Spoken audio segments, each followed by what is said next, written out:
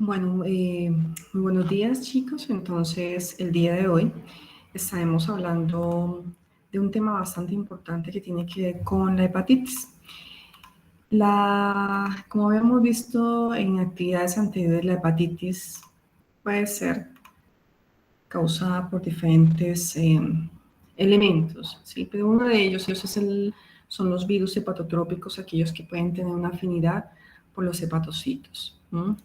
O por las células principales del hígado. En este caso vamos a hablar un poco sobre el virus de la hepatitis C. Si ustedes recuerdan, el virus, ¿sí?, es de la familia Flaviviridae del género Hepacivirus. Como ustedes lo observan acá en la imagen, es de morfología icosaédrica y que, a diferencia del virus de la hepatitis B, que contiene un material genético ADN, este contiene un material genético en su interior tipo RNA de cadena sencilla, ¿sí?, y polaridad positiva. Además, pues tiene su envoltura y, por supuesto, sus proteínas externas. Si nosotros hablamos un poco de la morfología de este tipo de virus hepatotrópico, podemos encontrar que de adentro hacia afuera encontramos el material genético RNA de cadena sencilla y una serie de proteínas que van a estar internalizadas y compenetradas con ese material genético que tiene que ver con la nucleocápside. Son proteínas denominadas tipo core que van a estar sumergidas y envueltas y protegiendo ese material genético.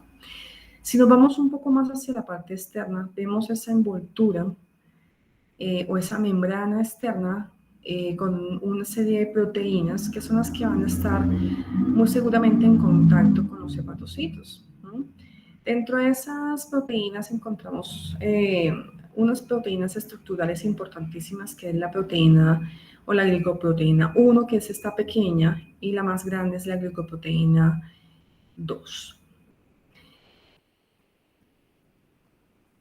Si hablamos un poco de la transmisión, cómo una persona adquiere el virus de la hepatitis C, es muy parecida a la hepatitis B. Encontramos que puede ser de tipo sexual, es decir, a través de la adquisición del virus por fluidos corporales, o de tipo parenteral a través de la incorporación de ese virus mediante la sangre, por ejemplo, las transfusiones de hemocomponentes, o el uso de drogas intravenosas que permiten que pueda ingresar el virus a través de la sangre, o por supuesto la diálisis.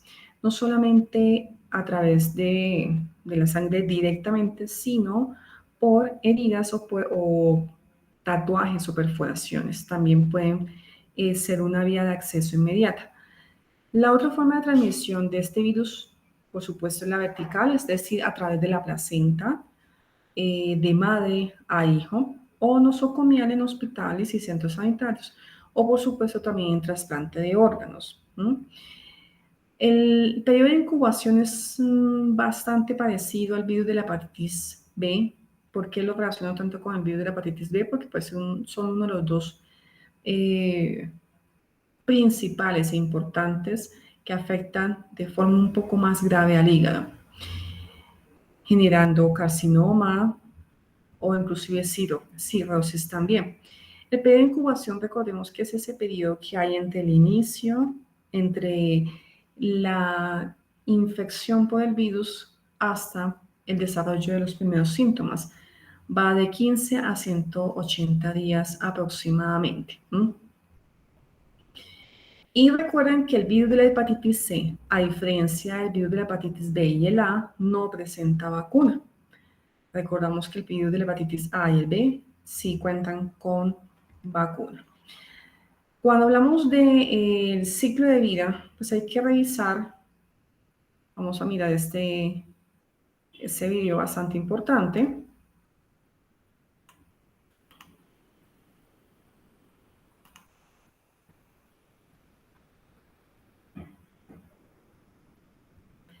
Cuando hablamos del ciclo de vida, pues hay que partir precisamente de esa forma de transmisión. Hay que saber que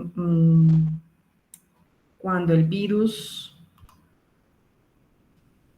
ha ingresado, ¿sí?, por ejemplo, a sangre. Vamos a pararle un momento acá.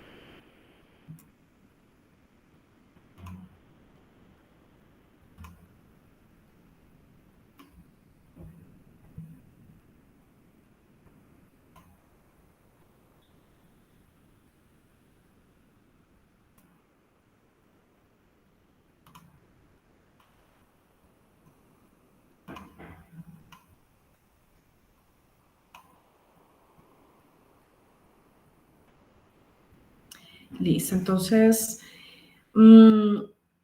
es importante ver que para que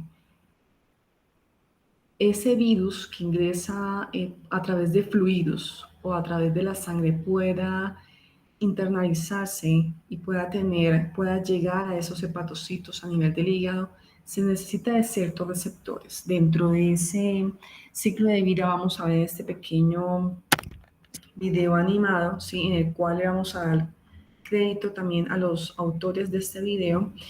Vamos a ver que el virus ingresa a través de endocitosis a los hepatocitos y este mismo virus es capaz de liberar su material genético de RNA y mezclarlo con el material o digamos con la maquinaria del hepatocito, de las células como tal, y a partir de ellas utilizarlas para generar nuevos virus. Entonces vamos a encontrar este video, vamos a analizarlo y lo vamos a, y lo vamos a, y lo vamos a resumir.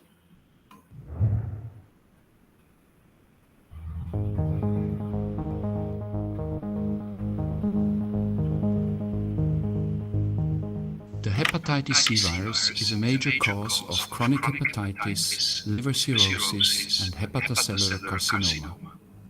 The virus is transmitted mainly through blood and reaches the liver via the bloodstream. The virus circulates as a so-called lipoviral particle associated with components of low-density and very low-density lipoproteins.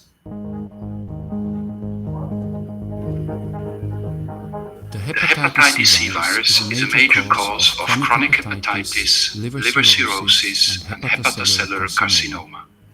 The virus is transmitted mainly through blood and reaches the liver via the bloodstream. The virus circulates as a so-called lipoviral particle associated with components of low-density and very low-density lipoproteins. The viral envelope glycoproteins are localized on the surface, whereas the nucleocapsid is located within the hydrophobic interior of the lipoviral particle.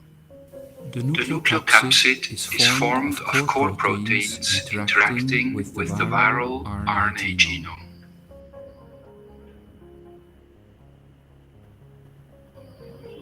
Once the viral particle reaches the hepatocyte surface, it interacts first with glycosaminoglycans and syndecans, followed by binding to more specific receptors, including the scavenger receptor B1 and the tetraspanin protein CD81.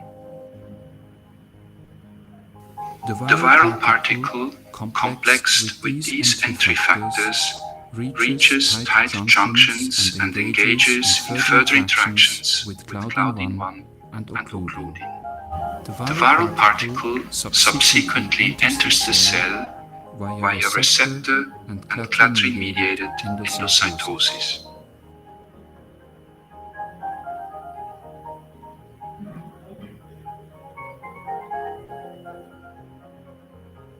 After its release into the cytosol, the clathrin-coated vesicle interacts with the motor protein dynein. Dynein transports the vesicle by walking along microtubules to reach the endoplasmic reticulum area.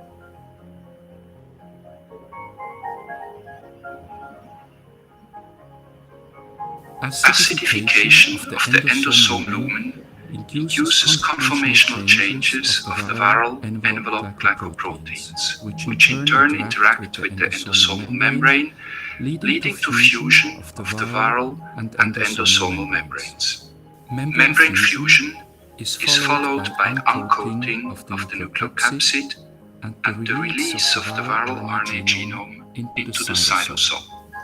Binding and assembly of ribosome subunits on the viral RNA is the starting point of HCV polyprotein translation. A signal sequence located in the beginning of the translated polyprotein allows the ribosome to be targeted to the translocon on the endoplasmic reticulum membrane. Translation can thereby proceed further, giving rise to a polyprotein which is cleaved by cellular signal peptidases and by the viral proteases into 10 mature proteins. The structural proteins which make up the viral particle comprise core and the envelope glycoproteins E1 and E2. P7 and NS2 support viral particle production while not being incorporated into the particle. The replicase components NS34A, NS4B, NS5A, and NS5B are sufficient to support viral RNA replication. HCV replicase proteins, in concert with host factors, induce rearrangements of the ER membrane, including the formation of double membrane vesicles. These vesicles cluster to form the membranous web, which represents the site of HCV RNA replication. Viral RNA synthesis is catalyzed by the RNA-dependent RNA polymerase activity of NS5B, which acts in concert with other viral non-structural proteins as well as several host factors. After synthesis of a negative strand RNA intermediate, multiple positive strand progeny RNAs are generated from this template and either used for translation and replication or packaged into nucleocapsid particles. The latter process is thought to be initiated on the surface of lipid droplets that are targeted by the core protein. It is assumed that a network of NS5A delivers the viral RNA to core proteins for assembly into nucleocapsids. Nucleocapsids form at ER-derived membranes, where E1 and E2 accumulate in conjunction with P7, NS2, and host factors including apolipoprotein E. The viral envelope glycoproteins are acquired by budding, a process which appears to be linked to the very low-density lipoprotein machinery. Newly synthesized virus particles are thought to be transported to the cell surface in export vesicles via the cellular secretory pathway. Finally, they are released from the cell by exocytosis to reach the bloodstream.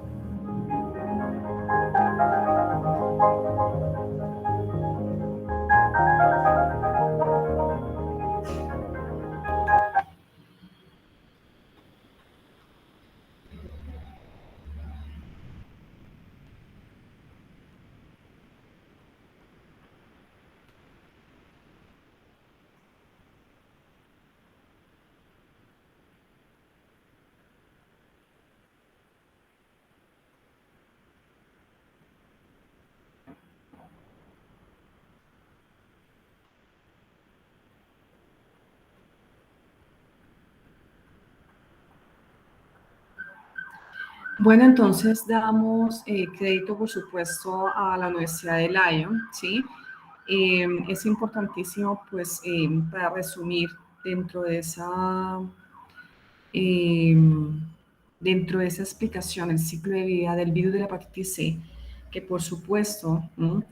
Este va a tener un tropismo al momento de que ingrese a través de esa vía de transmisión que ya revisamos, va a tener un tropismo por los hepatocitos, por las células del hígado, y va a unirse a través de ciertos receptores, ¿cierto?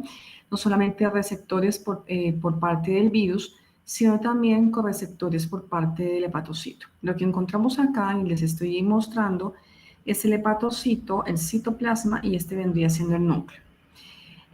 Lo primero que ellos se van a encontrar, los virus, al enfrentarse a un hepatocito, son ciertos receptores o ciertos elementos de la membrana del hepatocito, como los glicosaminoglicanos y los sindecanos.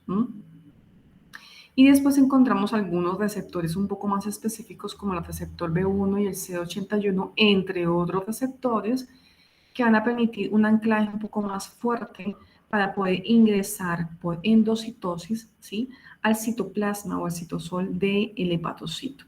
Cuando ese virus ingresa, así como lo explicaba claramente el video, este virus libera su material genético, que en este caso es el RNA de cadena simple, y va a estar en contacto no solamente con el retículo endoplasmático, sino también con el ribosoma para generar diferentes tipos de proteínas a su favor. Dentro de esas proteínas, pues encontramos, por supuesto, la E1 y E2, que hacen parte de las proteínas estructurales, que son las que van a ayudar a darle forma a ese virus. Recuerden que estas son las que están en la parte externa del virus o en la parte de la membrana.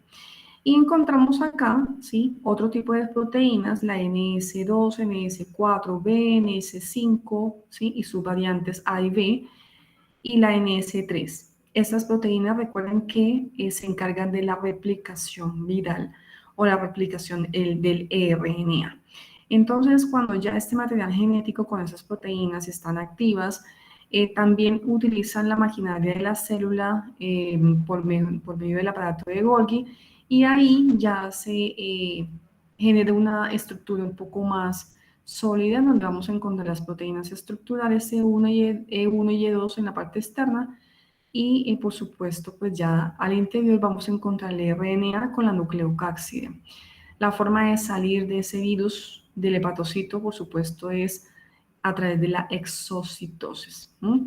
Ya después de que sale el virus a sangre, el primer marcador que vamos a encontrar para poder diagnosticar el virus de la hepatitis C definitivamente es el RNA de ese virus.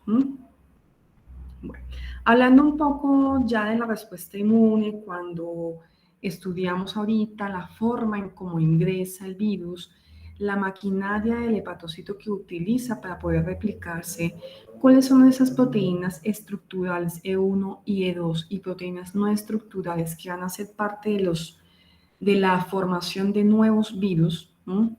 Eso hace, por supuesto, que la respuesta inmune, sobre todo la que está localizada a nivel de hígado, se active y actúe, por supuesto, en contra del virus. Ustedes ya saben que tenemos una respuesta inmune adaptativa, una respuesta inmune innata, ¿sí? Aquí tenemos, por supuesto, a la innata, a nivel de un hepatocito, por supuesto, infectado. Por eso vimos, por estas moléculas, estos virus que vimos en este ciclo de vida. Ustedes ya saben que los componentes de la inmunidad natural o innata, ¿sí?, están presentes, pues por supuesto, desde el nacimiento, recordemos, careciendo, por supuesto, de especificidad y de memoria. Son la primera línea, ¿no?, de defensa en la respuesta de huésped a la invasión viral, ¿no? Las células que participan, recordemos, en la respuesta inmune incluyen los monocitos, ¿sí?, los macrófagos, las células dendríticas, ¿no?, los leucocitos, la natural killer, ¿sí?, que están, por supuesto, equipadas con receptores Para la detección de patógenos, aquí estamos viendo que el patógeno que viene siendo el virus, la hepatitis C, ¿sí? Y están presentes en este caso, pues en el hígado también. Es decir, tenemos una respuesta inmune innata o inespecífica en el hígado.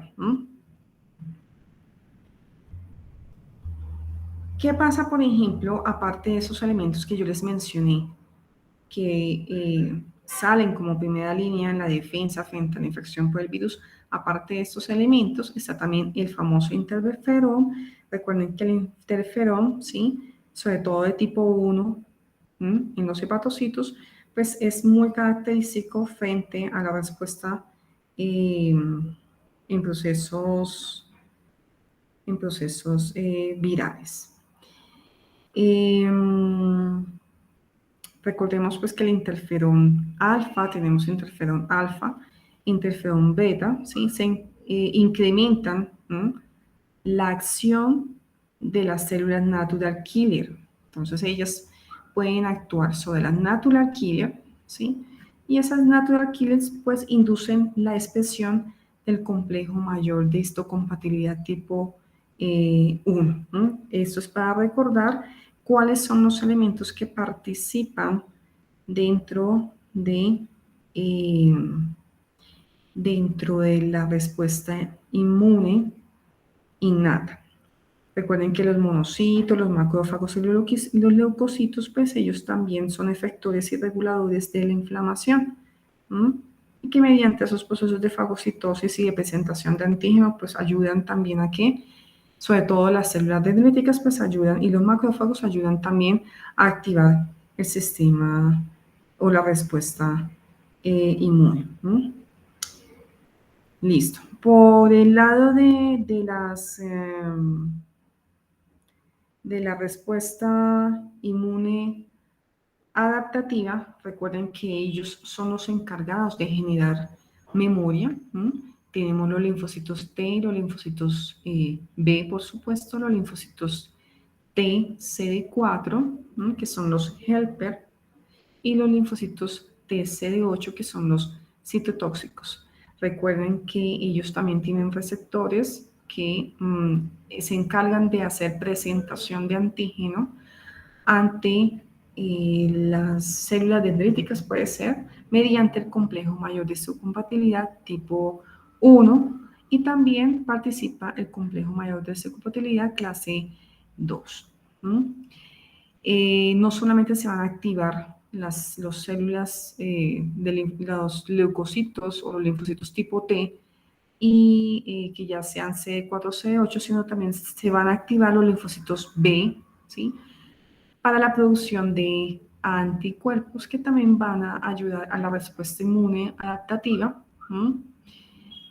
y que por supuesto se caracteriza por esa respuesta inmune de memoria, digámoslo así.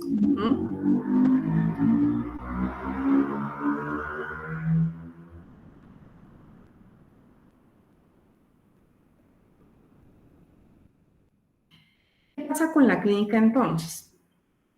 Ya vemos que ingresó el virus por los diferentes mecanismos de transmisión. Vemos que hay una replicación, un ciclo de vida de ese virus dentro del hepatocito, y que eso hace que se despierte la respuesta inmune. Ya vimos qué elementos participan en la respuesta innata, qué elementos participan en la respuesta adaptativa o de memoria. Pero, más sin embargo, se genera, a pesar de que hay una respuesta inmune para contrarrestar la infección, los pacientes pueden presentar diferentes manifestaciones clínicas por esa infección.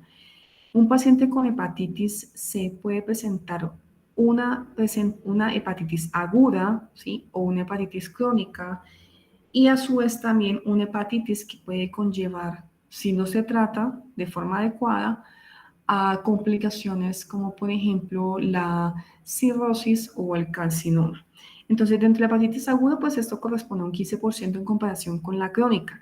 Es decir, que en la hepatitis C es mucho más frecuente que el paciente llegue a una hepatitis crónica, que transcurra en el tiempo, que pase de 6 meses, 7, 8 meses, y todavía el paciente presente sintomatología de hepatitis. Eso es cronicidad, es decir, que transcurre, transciende en el tiempo. En cambio, un proceso agudo es aquel inmediato que apenas se genera la infección, pues en muy poco tiempo ya genera la sintomatología. Recordemos que hay un periodo prodrómico con esas características, un periodo ictérico, como su nombre lo indica, pues es la ictericia marcada por esa inflamación hepática y ese aumento de bilirrubina en sangre, y el periodo pues, de convalecencia. Normalmente las hepatitis agudas se pueden resolver de forma autolimitada. En cambio, los procesos crónicos pues transcurren en el tiempo y presentan síntomas inespecíficos. ¿A qué se debe eso?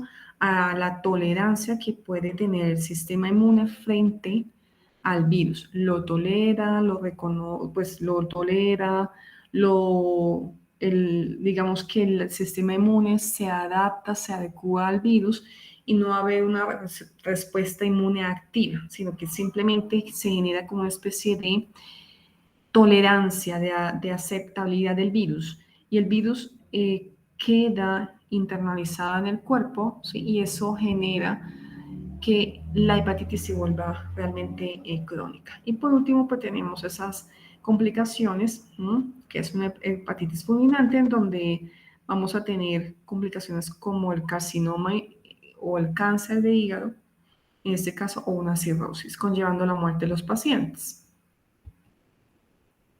Pero ya después de esos síntomas, por supuesto, el clínico en compañía de los laboratoristas o los bacteriólogos o microbiólogos se encargarían, por supuesto, de estudiar algunos marcadores en sangre que van a permitir confirmar si esos síntomas que evidenciamos ahorita pertenecen a la hepatitis C. Pero ¿eso de qué depende? Pues del comportamiento del virus en el cuerpo humano. Aquí vamos a ver unos comportamientos diferentes, por ejemplo, la hepatitis C aguda y la hepatitis C crónica. ¿De qué depende que sea agudo y crónico? Del tiempo en que se desarrolle, ¿sí?, la hepatitis y qué tanto pueda durar. En este caso, si es un paciente que presenta hepatitis, que presenta sintomatología constante, que ha durado más de 6 meses y todavía hay sintomatología sospechosa de hepatitis, todavía hay marcadores elevados, ¿sí?, que indican que todavía el paciente presenta hepatitis, eso ya es un proceso crónico que transciende en el tiempo y es permanente. En cambio, un proceso agudo, pues simplemente se va a presentar en un periodo inmediato y después se va va a desaparecer. Y los síntomas pues van a ser muy, muy marcados. ¿Qué pasa con la hepatitis C aguda? Encontramos que después de esa replicación viral en el hepatocito, el material genético, el ARN o el virus sale a sangre, ¿cierto? Después de 2 semanas podemos encontrar ese material genético ya en sangre y presenta un pico y empieza a disminuir. A medida que disminuye, se va a presentar la elevación de esos anticuerpos. O lo contrario, a medida que se elevan los anticuerpos contra la hepatitis C, pues se va a ir disminuyendo la concentración de esa viremia o de ese virus en sangre. Podemos encontrar que así como a partir de 2 semanas aproximadamente se empieza a elevar esa viremia, ¿sí?, los anticuerpos se empiezan a detectar a partir de las 7 semanas. Entonces, estos dos serían los principales marcadores que me indican que el paciente presenta una hepatitis C aguda. Podemos encontrar otros elementos, por ejemplo, como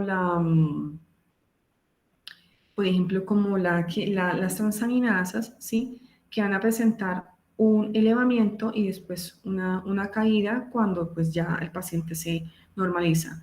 Aquí pues está la concentración del virus en sangre. Este que está aquí viene siendo el marcador ALT o la adenomidotransferasa y este es el marcador de los anticuerpos. Ahora, ¿qué pasa con la fase crónica? Definitivamente vamos a encontrar también una concentración o una presencia más bien del ARN del virus de la hepatitis C, pero puede ser intermitente o inconstante en sangre. Los anticuerpos, por supuesto, también van a elevarse, anticuerpos totales, antivirus de la hepatitis C, y las transaminasas también pueden ser variables, pueden tener un pico bajo, un pico alto, debido a esa misma cronicidad, en donde por lo que se desarrolla en el transcurso del tiempo puede dar pie a variaciones en el comportamiento de estos marcadores.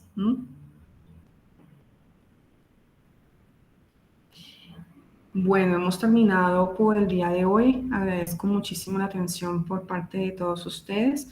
Y chicos, pues los invito a que se suscriban al canal YouTube Hematolovers, donde pues se estarán presentando diferentes clases y grabaciones y explicaciones de las diferentes temáticas, no solamente de hematología, sino también de inmunología.